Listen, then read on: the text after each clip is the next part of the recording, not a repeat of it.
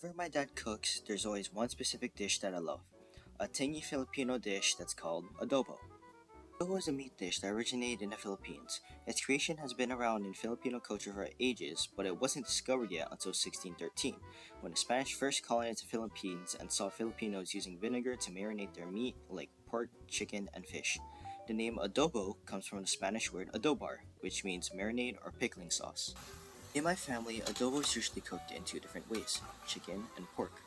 My personal favorite is pork adobo because I think the pork soaks up more of the flavor than the chicken.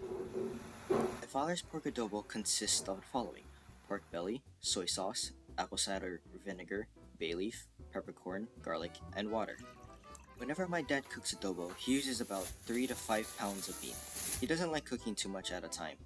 After getting your pork, cut the pork in small chunks. My dad likes to be precise with the chunks, so he likes cutting them into 1 by 1 inch cubes. Once you cut up the pork, you then put the pork inside of a pot on the stove. You then add a little bit of water, maybe about a cup. After adding the water, let the pork simmer for a bit until the pork starts cooking in its own fat and turns golden brown. While letting the pork simmer, make sure you stir it around so the pork gets cooked evenly. Fun fact about myself: I'm a terrible cook. There are times where I would try cooking something and I would usually end up burning something. Whenever I help with cooking, I'm not usually allowed to do anything that involves the stove, usually just doing other things like rinsing or cutting ingredients. Once the pork turns golden brown, start to add the dry ingredients such as bay leaf, garlic, and peppercorn to the pot and stir around the ingredients.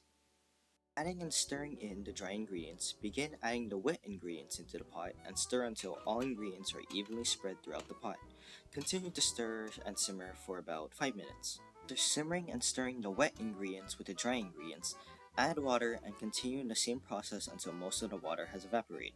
Congrats! The adobo is now finished. Adobo has a very special place in my heart as my favorite dish of all time. I've never gotten old from eating adobo even though my dad makes it about once a month. Most of the other Filipino dishes my parents make, I've always had a hate-love relationship with. There would be times where I'd be heavily craving Filipino food, but then there would be other times where I wouldn't even touch the food. I even remember a point where I only ever had grilled cheese sandwiches because I didn't want to eat anything else. Came to adobo, I never would pass up the opportunity to eat it. I remember in the third grade, my teacher wanted us, the students, to think of a food we regularly eat and enjoy.